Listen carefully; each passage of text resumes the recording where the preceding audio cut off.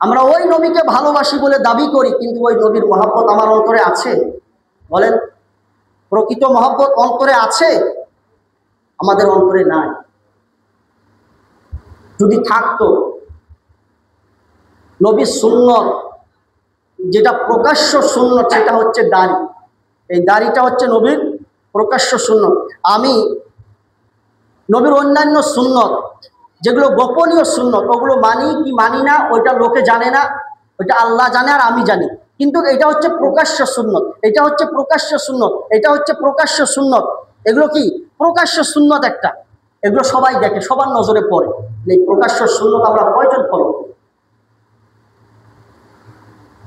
শুধু মুখে নবীকে ভালোবাসি, নবীর জন্য জান দেব, নবীর জন্য প্রাণ দেব, এটা মুখে শুধু বললে হয় না, অন্তরের মধ্যে থাকতে হয়। আসল মহব্বত অন্তরের মধ্যে রাখতে হবে। আর অন্তরের মধ্যে যদি ওই মহব্বত থাকে, তাহলে এই যে প্রকাশ্যে যেগুলো সুন্নত এগুলো অটোমেটিক এসে যাবে আমার মধ্যে। আমরা শুধু মুখে বলি।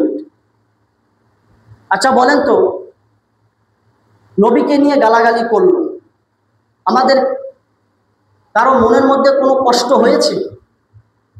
অমুক জায়গায় গালাগালি করেছে, অমুক জায়গার পুলিশ আছে তো, প্রশাসন আছে তো, তারা দেখে নিবে, তারা দেখে নিবে। আমার মতো সলিমুদ্দি কলিমুদ্দি আমি কি করব? আমি লাফালাফি করলে কিছু করতে পারবো? কিচ্ছু করতে পারবো না। এটা আমিও জানি, আপনিও জানেন, আমরা কিচ্ছু করতে পারবো না। কিন্তু এইটা আমি আপনি কিছু বলবো, এর মানে এটা আমার ভেতরে, আমার অন্তরের মধ্যে নবীর প্রতি মহব্বত আছে বলে, এই মহব্বতের টানে নবীকে গালি দিয়েছে বলে, এই মহব্বতের টানে আমি সহ্য করতে পারি নাই, আমি প্রতিবাদ করেছি। এটা মহব্বতের টানে হবে। আসল মহব্বত তো আমার আপনার অন্তরে নেই। এই জন্য একটা কথা মনে রাখবেন, আমার নবী সারাটা জীবন উম্মতি উম্মতি বলে কান্না করেছেন, উম্মতি উম্মতি বলে কান্না করেছেন। আর উম্মত কারা? আমরা কারা? নবীর উম্মত তো। আমরা নবীর উম্মত নই? নবীর উম্মত। তাও আবার আমাদের সম্মান একবার দেখেন, আমাদের সম্মান কত। সারা দুনিয়ার মধ্যে বর্তমান প্রায় 4000-এরও বেশি ধর্ম আছে। সারা দুনিয়ার মধ্যে প্রায় 4000-এরও বেশি ধর্ম আছে। এই 4000-এরও বেশি ধর্মের কিতাবও আছে, নেই? আবার প্রত্যেকটা ধর্মের আলাদা আলাদা ঈশ্বরও আছে, নেই? আলাদা আলাদা নাম নিয়ে নিয়ে ডাকে। আবার প্রত্যেকটা ধর্মের কিতাবও আছে, হয় নিজে লেখা কিতাব হোক বা আসমানি কিতাব হোক। আসমানি কিতাব তো 4টে, নিজে লেখা কিতাব হোক বা তাদের ধর্মীয় পূর্বপুরুষ যারা জ্ঞানী মানুষ তারা যে কিতাব লিখে গিয়েছিলেন ওই কিতাব হোক, আছে। এবার চিন্তা করেন, সব ধর্মের মধ্য থেকে উৎকৃষ্ট ধর্ম, দামি ধর্ম কোন ধর্মটা? আল্লাহ পাক কোরআনের মধ্যে বলছেন, ইন্নাদ-দীনা ইনদাল্লাহিল ইসলাম। কোন ধর্মের কিতাবের মধ্যে তাদের ধর্মের নাম নাই, বানানো নাম, এটা তারা বানিয়েছে। যেমন হিন্দু ধর্ম, এই হিন্দু ধর্মটা একটা নদী আছে। আরববাসীরা যখন ইন্ডিয়া যখন আসতো হিন্দুস্তানে ব্যবসার উদ্দেশ্যে, যখন আসতো, একটা নদী আসে, যে নদীটা হচ্ছে সিন্ধু নদী। ওই সিন্ধু নদী পার করে তাকে হিন্দুস্তানে আসতে হতো। আর আরববাসীরা ওই সিন্ধু নামটা উচ্চারণ করতে পারতো না, তাদের ভাষা আরবি ভাষাভাষী মানুষ, ওইটা উচ্চারণ করতে পারতো না। ওরা সিন্ধুর জায়গায় বলে দিতে হিন্দু। এই যে হিন্দু হিন্দু হিন্দু বলতে বলতে এই হিন্দুস্তানের উৎপত্তি, এই হিন্দু হিন্দু বলতে বলতে আজকে এই হিন্দুরা জন্ম। এর আগেও ছিল, ওটা ইহুদি নামে ছিল, যে ইহুদি এখনো আছে, কিন্তু আমাদের মধ্যে ভাগ নাই। 4টে মাযহাব রয়েছে, 4 মাযহাবে হানাফি মাযহাবে সব লোক কি এক? হাজার হাজার ফিরকা রয়েছে।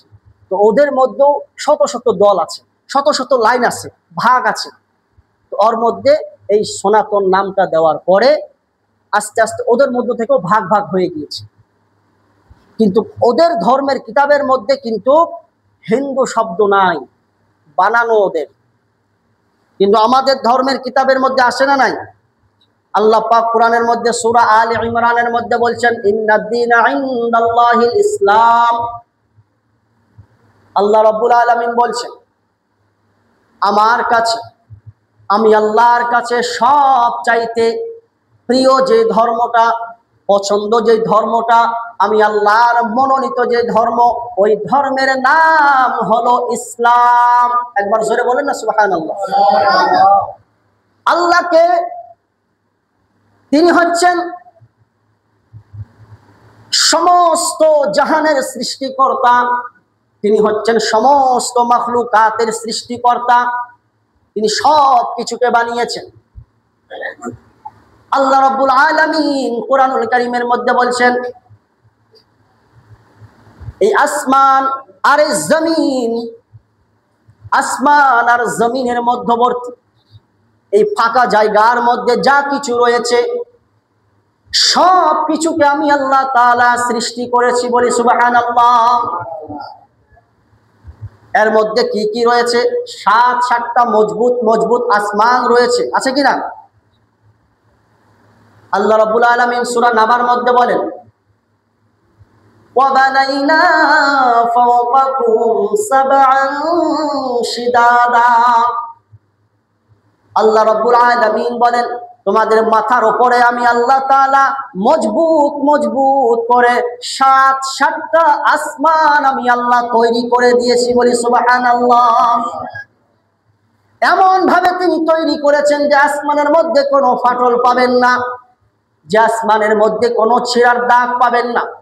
আবার ওই আসমানগুলোকে যে আল্লাহ টিকিয়ে রেখেছেন, ওই আসমানগুলোর টিকিয়ে রাখার জন্য কোনো খুঁটির ব্যবহার করেন নাই। করেছেন? কোন জায়গায় দেখেছেন যে 1000টা নারকেল গাছ জোড়া দিয়ে ঠেক দিয়ে রয়েছেন? আছে কোথাও দেখেছেন? নেই। এই সামান্য একটা ঘর, এই ঘরটা, এই ছাদটাকে টিকিয়ে রাখার জন্য কতগুলো প্লারের ব্যবস্থা করেছে, আছে কিনা? কতগুলো খুঁটি রয়েছে। এই সামান্য 4 কোণে একটা ঘরকে টিকিয়ে রাখার জন্য কতগুলো খুঁটির ব্যবহার করা হয়েছে। এই বিশাল নবমণ্ডল ভূমণ্ডল যা আল্লাহ তাআলা রেখেছেন, পুরো আসমান সামা যে বানিয়েছেন, এত বিশাল যে আসমানকে টিকিয়ে রাখার জন্য কোনো একটা খুঁটি কোথাও দেখতে পাবেন না। এটা আল্লাহ তাআলা তার কুদরতে তিনি টিকিয়ে রেখেছেন, বলে সুবহানাল্লাহ।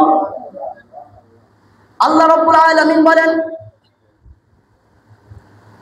ওয়ামা খালাকনাস সামাওয়াতি ওয়াল আরদা ওয়ামা বাইনাহুমা লাঈবিন। এই আসমান আর এই জমিন, আসমান আর জমিনের মধ্যবর্তী যা কিছু রয়েছে সব কিছুকে আমি আল্লাহ তাআলা সৃষ্টি করেছি, বলি সুবহানাল্লাহ। তিনি হচ্ছেন আল্লাহ। ওই আল্লাহকে আমরা আল্লাহ বলে ডাকি। ওই আল্লাহকে বিভিন্ন জনে বিভিন্ন নামে ডাকে। কেউ আল্লাহ বলে, কেউ ঈশ্বর বলে, কেউ গড বলে, কেউ ভগবান বলে, কেউ প্রভু বলে, বিভিন্ন জনে বিভিন্ন নামে ডাকে। কিন্তু সৃষ্টিকর্তা একজন, এটা আমরাও মানি, ওরাও মানে, সবাই মানে। ওরা যে পূজা করে, দেব দেবীর যে পূজা করে, তারা কি ভগবান? যে দেব দেবীগুলোর পুজো করে তারা কি ভগবান? না, তারা ভগবান নয়। তারা হচ্ছে আমাদের মতো মানুষ, আমাদের মতো মানুষ, তবে অসাধারণ মানুষ। তাদের মধ্যে অনেক জ্ঞান ছিল, তাদের মধ্যে অনেক প্রতিভা ছিল তাদের মধ্যে। এই জন্য তাদের আজকে ভক্তি করে। আর হিন্দুদের একটা কালচার আছে, একটা স্বভাব আছে, আপনি যদি একটু ভালো কাজ করেন আপনাকে তারা ভগবান বানিয়ে দেবে, তাই না? ভগবান বানিয়ে দেবে। এই আমাদের আসামে কিছুদিন আগে 19 তারিখ, সেপ্টেম্বরের 19 তারিখে একজন মারা গেল, জুবিন গার্গ বলে। এখন তো তারা তাকে ভগবান বানিয়ে দিয়েছে। তার স্ত্রী, সে বলছে যে আমার ঘরের মধ্যে ভগবান ছিল, আমার ঘরের মধ্যে ভগবান ছিল, আর আমি তাকে চিনতে পারি না। তার স্ত্রী বলছে। আর তার ভাস্কর্য বিভিন্ন জায়গায় আসামের বানাচ্ছে, শুধু আসাম নয়, ভারতবর্ষে বিভিন্ন জায়গায় বানাচ্ছে, অন্য দেশের মধ্যেও বানাচ্ছে তার ভাস্কর্য, তার ছবি, তার মূর্তি বানাচ্ছে, বানিয়ে বানিয়ে পূজা করছে, যেটা ইসলামে একদম নিষিদ্ধ, হারাম। ভাস্কর্য বানানো কি হারাম, নিষেধ, মূর্তি। তো তাদের মধ্যে এই কালচারটা রয়েছে, আমাদের মধ্যে আছে। আপনার জ্ঞান লাগবে, আপনার শিক্ষা দরকার, শিক্ষার জন্য তার এক দেবীর কাছে যায়, খাদ্যের জন্য আরেক দেবীর কাছে যায়, আবার খেতে ফসল যাতে ভালো হয় আরেক দেবীর কাছে যায়, পানি যাতে আসে আরেক দেবীর কাছে যায়, বিভিন্ন আয় উন্নতির জন্য বিভিন্ন দেব দেবীর কাছে চলে যায়, গিয়ে তাদের কাছে চায়। আর আমাদের যা কিছু দরকার আমরা কাকে বলি? এক আল্লাহকে আমরা বলি। আমার যা লাগবে আমি এক আল্লাহকে বলি। কারণ ওরা যাকে বলবে দেনেওয়ালা মালিক তো একজন, এটা মনে মনে বিশ্বাস আমরাও করি, ওরাও করে, কিন্তু ওদের ওইটা একটা ধর্ম, ওইটা একটা বিশ্বাস। তবে এটা আমাদের মনে রাখতে হবে, কোনো দেবীকে নিয়ে আমাদের গালি দেওয়া হারাম, আমাদের নবী হারাম করেছেন, নিষেধ করেছেন। আল্লাহ রসুল বলেছেন, বুখারী শরীফের হাদিস, তিনি বলেছেন তোমরা কোনো দেবীকে গালি দিও না, কারণ ওইটা তাদের বিশ্বাস। যদি তুমি গালি দাও তাহলে তাদের অন্তরের মধ্যে আঘাত করা হবে। আর যারা মানুষের অন্তরের মধ্যে আঘাত করে, সে হোক মুসলিম চাই অমুসলিম হোক, যদি মানুষের মনের মধ্যে আঘাত করে তাহলে সে আমার দলভুক্ত নয়, সে আমার উম্মতে নয়। ভেবেছেন ইসলাম মানুষকে কি শিক্ষা দেয়? আজকে যারা ইসলামকে কঠোরপন্থী বলছে, ইসলামকে যারা মৌলবাদী বলছে, ইসলামকে যারা জিহাদি বলছে, মানে খারাপ খারাপ ল্যাঙ্গুয়েজগুলো ইসলামের ওপর ব্যবহার করছে, তারা আমার নবীর জীবনী যদি পড়ে না, তাহলে তারা মুসলমান হতে বাধ্য হয়ে যাবে। বিশ্বের যত বড় বড় লেখক, বিশ্বের যত বড় বড় সাহিত্যিক আমার নবীকে নিয়ে যারা, আমার নবীর জীবনী নিয়ে যারা চর্চা করেছে, তারা সবাই মুসলমান হয়েছে। সুবহানাল্লাহ। কোরআনের ভুল ধরার জন্য একটা পেয়ে গেলাম, আমরা আল্লাহকে পেয়েছি, এক আল্লাহকে আমরা পেয়েছি, এই দিক থেকে আমরা কি, আমরা নিজেকে সৌভাগ্যবান মনে করি, এক আল্লাহকে আমরা পেয়ে গেছি। দ্বিতীয়ত, সর্বশ্রেষ্ঠ ধর্ম ইসলাম ধর্মকে আমরা পেয়েছি, যেই ধর্মের নাম, অন্যান্য ধর্মের নাম তাদের কিতাবে নাই, কিন্তু ইসলাম আমাদের ধর্ম, আমাদের ধর্মের নাম আমাদের ধর্মের কিতাবের মধ্যেই আছে। সুবহানাল্লাহ। আবার ধর্মের দিক থেকে শ্রেষ্ঠ হলাম, আল্লাহ পেয়েছি শ্রেষ্ঠ, আল্লাহ পেয়েছি শ্রেষ্ঠ আল্লাহ, ধর্ম পেয়েছি শ্রেষ্ঠ ধর্ম। এবার কিতাব পেয়েছি সর্বশ্রেষ্ঠ কিতাব, একবার জোরে বলি না সুবহানাল্লাহ। আমাদের কিতাবের নাম কি? কোরআন, কোরআনুল কারীম। এই কোরআনের কম বেশি প্রায় 41টা নাম আছে, 41টা নাম। আমরা কটা নাম জানি? কোরআন, কোরআনুল কারীম, কোরআন মাজিদ, শিফা, হুদা, মুত্তাকিন, বহু এরকম কয়েকটা নাম আমরা জানি, কিন্তু 41টা নাম আছে কোরআনের। কিতাব পেলাম সর্বশ্রেষ্ঠ, 3 দিক থেকে আমরা ভাগ্যবান হলাম, আল্লাহ, ইসলাম, কিতাব।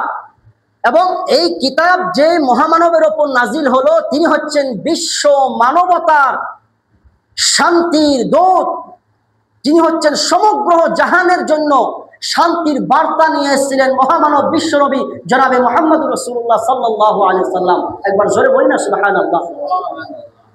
নবী পেলাম শ্রেষ্ঠ, কিতাব পেলাম শ্রেষ্ঠ, ধর্ম পেলাম শ্রেষ্ঠ, রব পেলাম শ্রেষ্ঠ, চারো দিক থেকে আমরা কি শ্রেষ্ঠ। এবার উম্মত, উম্মত আমরা কি কম দামি না বেশি দামি? এই উম্মতের কথা আল্লাহ পাক স্বয়ং কোরআনের মধ্যে বলছেন, একটু আগে বললাম, কুনতুম খায়রা উম্মাতিন উখরিজাত লিন-নাস। আমরা হচ্ছি সর্বশ্রেষ্ঠ উম্মত, ভালো উম্মত। এবার এই ভালো উম্মতের মধ্যে আমাকে দেখতে হবে যে আমি ওই ভালো উম্মতের মধ্যে আছি কিনা। নবীর উম্মত, জন্মগতভাবে আমরা সবাই মুসলমান, মুসলমান মানে নবীর উম্মত। কিন্তু কোরআনে যে বলেছে ওই হিসাবে আমি নবীর উম্মতের মধ্যে আছি কিনা এটা আমাকে দেখতে হবে। কিভাবে দেখব? উখরিজাত লিন-নাস, তোমাকে মানুষের কল্যাণের জন্য বানানো হয়েছে। কিভাবে কল্যাণ করবে? তা'মুরুনা বিল মা'রুফ, সৎ কাজের আদেশ করো। এবার বলেন, দেখছি খারাপ করছে, চলে গেলাম, মানা করেছি? খারাপ করছে দেখতে পাচ্ছি, আমি তাকে দাওয়াত দিয়েছি যে এটা করো না, এটা করা যায় না, সৎ কাজের আদেশ আমি করেছি। অতানহাউনা আনিল মুনকার, খারাপ থেকে তাকে দূরে সরানোর চেষ্টা আমি করেছি? করি না। এটা করা যায় না, এগুলো করো না, ঠিক নয়, চলে গেলাম। তাকে বাধা দিয়েছি যে না এগুলো করো না, কোনো কিছুই বলি না। তাহলে কোরআনের ভাষা অনুযায়ী আমরা কিন্তু শ্রেষ্ঠ হতে পারলাম না, শ্রেষ্ঠ হতে পারি নাই। শ্রেষ্ঠ হতে গেলে কোরআনকে ঠিকভাবে মানতে হবে। আর শ্রেষ্ঠ হওয়ার 5টা বড় বড় কারণ, এই কারণগুলো আমার মধ্যে থাকতে হবে। কি কারণ? 1 নাম্বার কারণ, আল্লাহ রসুলের হাদিস, বুখারী শরীফ, বুখারী শরীফের 8 নাম্বার হাদিস, বুনিয়াল ইসলামু আলা খামস, শাহাদাতু আল্লা ইলাহা ইল্লাল্লাহ ওয়া আন্না মুহাম্মাদার রাসূলুল্লাহ। আল্লাহ রসুল জনাবে মুহাম্মদুর রাসূলুল্লাহ সাল্লাল্লাহু আলাইহি ওয়াসাল্লাম তিনি বলেন যে ইসলামের খুঁটি, ইসলামের ভিত্তি, ইসলামের বুনিয়াদ, ইসলামের স্তম্ভ হচ্ছে 5টা। কয়টা? 5টা। ইসলামের খুঁটি 5টা। 1 নাম্বার, শাহাদাতু আল্লা ইলাহা ইল্লাল্লাহ ওয়া আন্না মুহাম্মাদার রাসূলুল্লাহ। 1 নাম্বার হচ্ছে শাহাদাতু আল্লা ইলাহা ইল্লাল্লাহ। 1 নাম্বার হচ্ছে মুসলমান হতে হবে, কালিমা পড়ে নিয়ে ইসলামের সুশীতল ছায়ার মধ্যে আসতে হবে। এবার আমরা সবাই তো জন্মগতভাবে মুসলমান, কিন্তু কোরআন অনুযায়ী যদি দেখি, মুসলমানের ঘরে জন্ম হলেই শুধু মুসলমান হওয়া যায় না। যায়? যায় না। মুসলমানের ঘরে জন্ম হয়েছি, নাম আব্দুর রহমান রেখেছি, নাম আব্দুল সত্তার রেখেছি, আব্দুল গফুর রেখেছি, আল্লাহর নামের সঙ্গে নাম মিলিয়ে মিলিয়ে রেখেছি, সে কি বড় মুসলমান? না। কোরআনের ভাষা অনুযায়ী দেখতে হলে শুধু নামে মুসলমান হলেই সে মুসলমান নয়, আসল মুসলমান হতে হবে কাজে মুসলমান। এবার আপনি নিজেকে দিয়ে চিন্তা করেন যে আমি নামে মুসলমান না আমি কাজের মুসলমান। সমাজের মধ্যে নামে মুসলমান বেশি পাওয়া যায় না কাজে মুসলমান বেশি পাওয়া যায়? কোনটা বেশি পাওয়া যায়? নামে মুসলমান। আমার বাপ মুসলমান ছিল, মানে জন্মগতভাবে, কারণ বাপে কাজে মুসলমান ছিল কি ছিল না আল্লাহ আল্লাহ, সেটা আল্লাহ ভালো জানে। কিন্তু মুসলমানের আল্লাহ নাম আছে, মুসলমানের ঘরে জন্ম হয়েছে বলে বাপও মুসলমান আমিও মুসলমান। একটা কাজে মুসলমান হোক চাই না হোক, সমাজের মধ্যে বেশিরভাগ ঘরের মধ্যে নামী মুসলমানে আমরা বেশি আছি। আসল আমাদের হতে হবে কাজে মুসলমান, কাজে মুসলমান হতে হবে। ঈমান নিয়ে আসলাম, শাহাদাতু আল্লা ইলাহা ইল্লাল্লাহ, ঈমান নিয়ে আসলাম এক আল্লাহ ছাড়া দ্বিতীয় আর কোনো মাবুদ নাই, কোনো ইলাহ নাই, কোনো ইবাদতের উপযুক্ত আর কেউ নাই, কোনো উপাস্য নাই, একমাত্র ইবাদত আল্লাহ পাকের করতে হবে।